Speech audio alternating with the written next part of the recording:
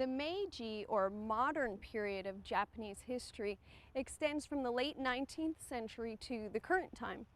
And this is a period that saw a great deal of westernization in Japan, and with it, the gardens started to take on elements of more Western garden design.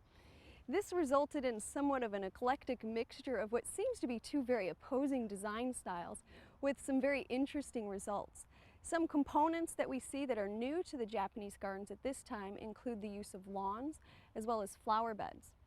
Innovative Kari-san-sui designer Mirei Shigemori is one of the famous designers from the Meiji period. We visited one of his gardens as well as two others in Kyoto, each of which shows a very unique mixture of tradition and modernism.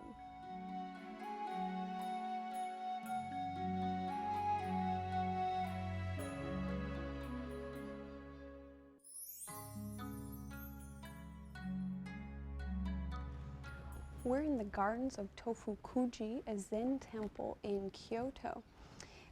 This is a unique temple in that the gardens surround all four sides of the hojo, or the abbot's quarters.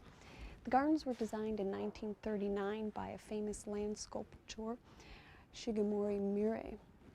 And the four gardens together represent the 8 aspects of the Buddha's life. And they're very unique because they marry sort of the traditional Zen garden design with the abstraction of modern art, and they come together in very unique ways.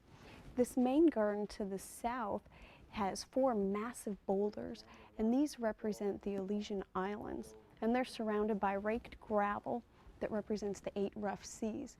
And then to the west end are 5 moss-covered mounds that represent the 5 sacred mountains.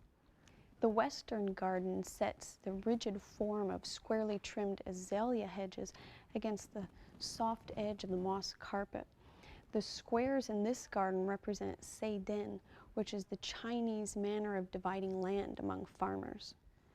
The north garden uses square-cut stones that came from the main gate of the temple, and it lays them out in a moss carpet, and they're set out in a very irregular checker pattern.